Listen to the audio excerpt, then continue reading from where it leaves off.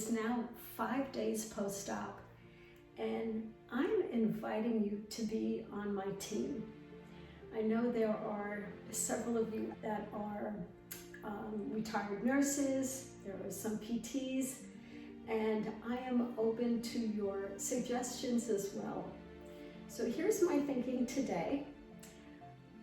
Through my lens as a PT, I have been in this sling, kind of rounded forward, things are pulling.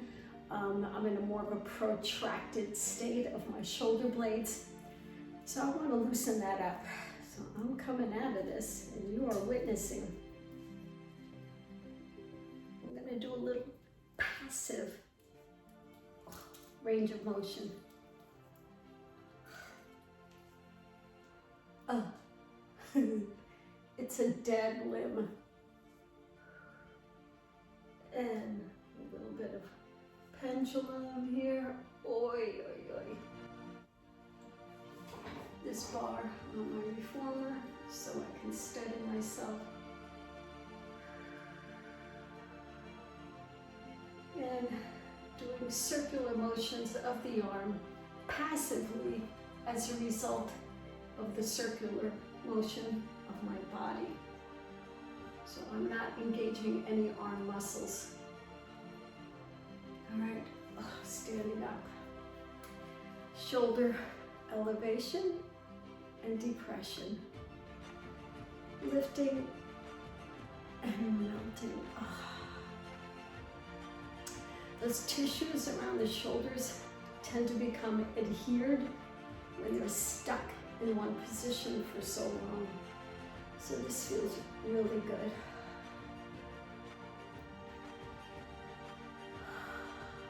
I'm going to do protraction, retraction.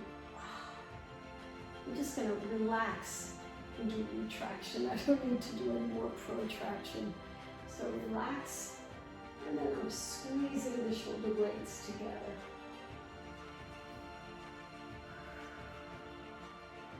This is really good for, you can do this with me if you've been sitting for a while with your arms in front of you. That tends to shorten the muscles in front of your shoulders.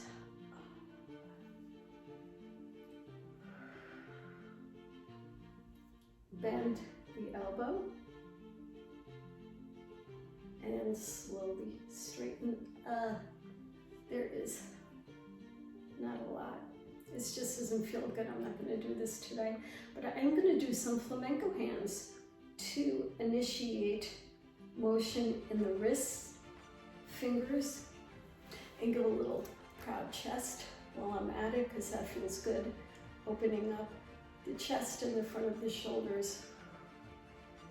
This is also really good for circulation. This hand is really cold compared to the other side because there's not been a lot of movement.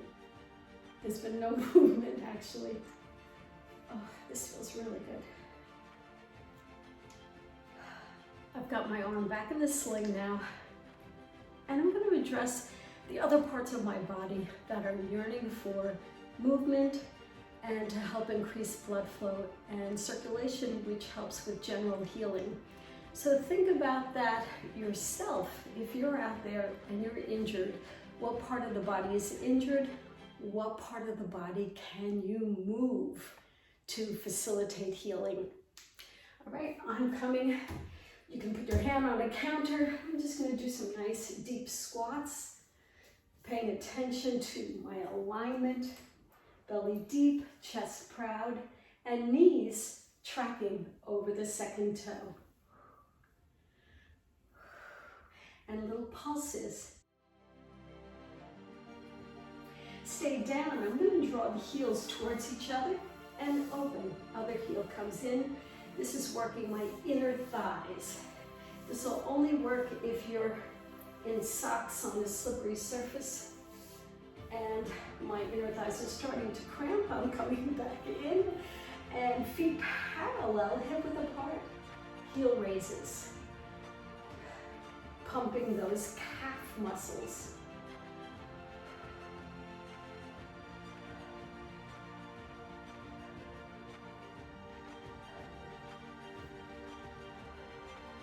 now some rolls. Heels up, bend the knees over the heels and stand like a little piston action. And up. I'll tell you, movement in general just makes you feel better. And reverse. It's really easy to fall into just staying still, icing all the time, and staying immobile. And this really helps.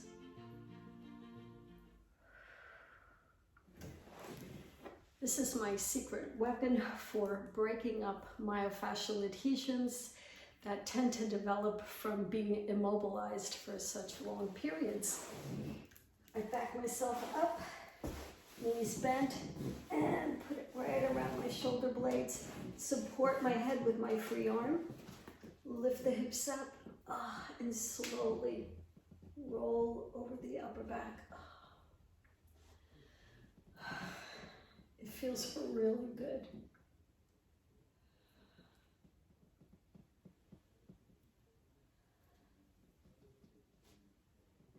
And if you're doing this for yourself, just find the spot where you feel like you want a little more pressure for a little more time, and stay in your stillness, or continue to roll if that feels better for you.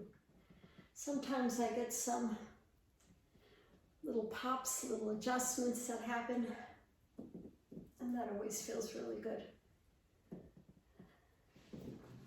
Thanks, guys, and put your comments below on any suggestions you might have to make life and healing a little faster, a little easier, a little smoother.